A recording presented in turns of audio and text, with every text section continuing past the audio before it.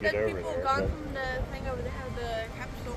but that's like the one for the Apollo. You can see the command module on the front below to part the jettisons off, and then the big dome underneath it's where the lunar module would be.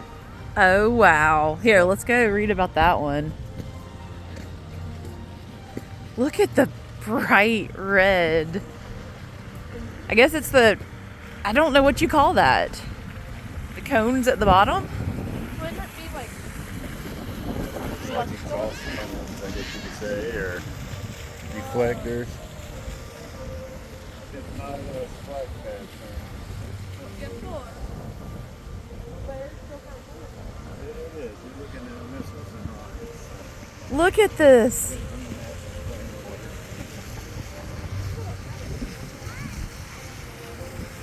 Oh, they got the one pieces in there too.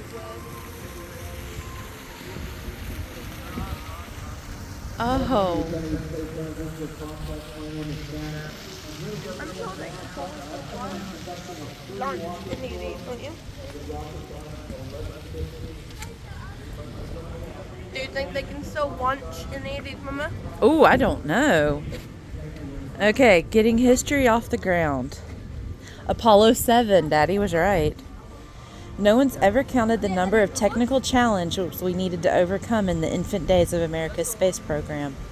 Many of the early rockets would lift just a few feet off their launch platforms before falling back and exploding. As obvious as it seems now, these early failures demonstrated the need to hold the bigger rockets on the platform until the liquid fuel engines could build up enough thrust to safely lift off.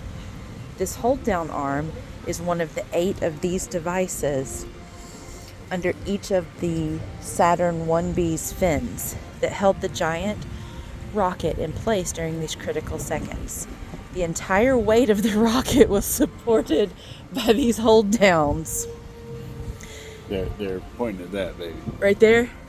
Yeah. The entire weight of the rocket was supported by the hold down arms and secured only by the hooks that are painted yellow for easy identification. Thank you. An explosive release device in each arm was electrically activated when maximum thrust was achieved. The arms also served to hold the rocket in place during the transport to the launch pad and in high wind conditions. So you see the 8 outriggers as they go, they were attached to those. Wow. Okay, there's another. Mama, look. What?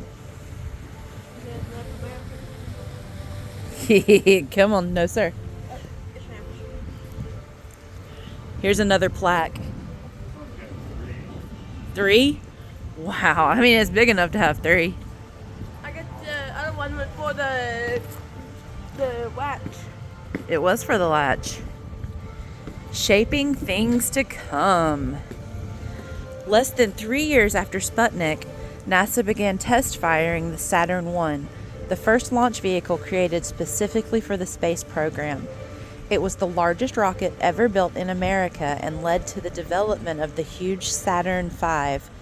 The Saturn 1B was used to launch the unmanned Apollo 5, the 3-man Apollo 7, all 3 Skylab crews, and the Apollo-Soyuz test project into orbit. So they used it more than one time, like you were asking, Jay. This Saturn 1B rocket, SA-209, is the last surviving flight-ready vehicle of its kind anywhere. This rocket was readied as a backup rescue vehicle for the Skylab 4 mission, the Apollo-Soyuz test project, and was the primary vehicle for a canceled Skylab 5 mission. The Command Service Module CSM for this rocket is on display under the Saturn V rocket at the Apollo Saturn V Center. My golly. So, yes, one's still waiting to lift off. Right? Yes, they could ride it and fuel it and launch it. At 11:15, they said they're doing a guided tour of this. I don't know if that's something y'all are interested in. Can we do it? Yeah, Jay, that means you got to walk at someone else's pace and listen to the same things you're reading on the signs. Maybe a little extra. You're not normally that patient. So, if you want to, we'll do it. Okay, the end of the beginning. Ooh, look at this. There's the cue ball. Pitch motor control. Okay. Oh, is that what that is? Uh-huh. Is that the black thing? Yes. What now? No, he's looking at a cone from the space shuttle over there or something. The end of the beginning. What began as a competition in fear in 1958 became a quest for common ground 17 years later. On July 15th, 1975, Russia launched their Soyuz spacecraft into orbit. 7 hours later, the Saturn 1B launched an Apollo Command Service module, fitted with the first international space component, a docking ring. It would enable old enemies to link up in space and establish a new world goal, hand in hand. 52 hours after the Soyuz launch, the two spacecraft linked up and spent 2 days together. Sharing space as one. In our time, we have been the privileged witness of one giant leap for mankind. As proud a moment as it was, the giant leap wasn't just walking on our moon. It was also a giant leap of faith, a new understanding inspired by our first sight of this fragile Earth from space. So this is what we brought up, and this is what Soyuz, that's what the USSR, or now Russia, brought up.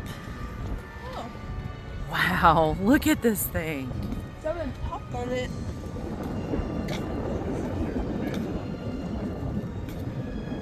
That's the command module. Yeah. And then this in here pops off a brand. Oh, and that's the buoy part they pick up. Yeah. It goes right about where that support beam is. And from that support beam to that support beam is basically it's a protected area for the rest of the building. Wow. I want to get from the front to the back of just how amazing this is. That part blows off once it gets into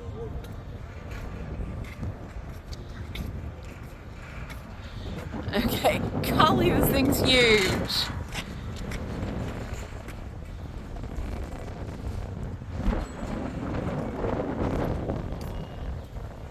Just goes on forever.